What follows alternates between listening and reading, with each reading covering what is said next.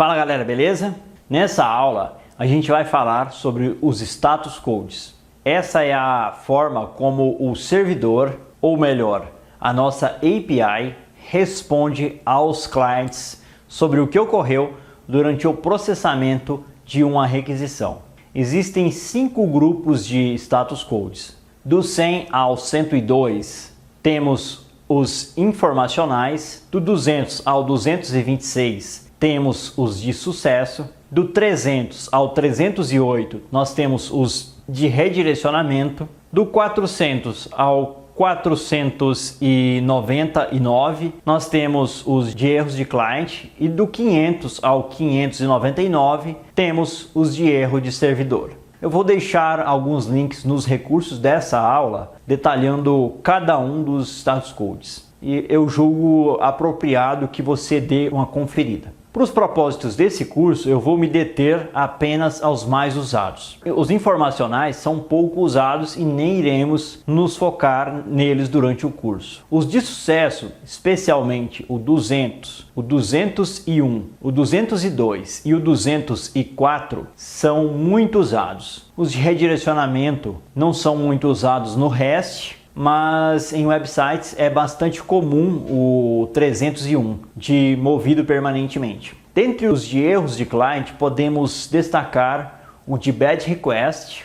Esse status code é retornado quando o cliente manda uma requisição para uma operação que não existe. O status code unauthorized é retornado quando o cliente faz uma request para um endpoint no qual ele não tem autorização. O forbidden, que é retornado quando o cliente não tem permissão no endpoint. O not found, que é retornado quando o endereço não é encontrado. Por último, nós temos os códigos de erros de servidor. O 500, Internal Server Error, é o mais comum, sendo retornado quase sempre de forma genérica. Todos os demais também são de erro e se você quiser saber mais, confira os links dos recursos para entender com mais detalhes cada um deles. Desses 5 grupos você vai lidar majoritariamente com o grupo do 200, do 400 e do 500. Detalhando um pouco mais, o 200, por exemplo,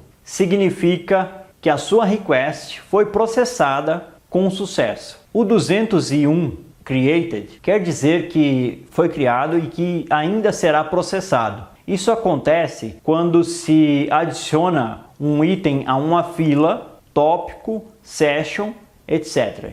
E isso será processado posteriormente. Esse também é um código de sucesso. O 204, no content, é quando, por exemplo, eu deleto um registro, isso aí vai retornar um void da aplicação, que por sua vez vai retornar um no content, que também é um código de sucesso.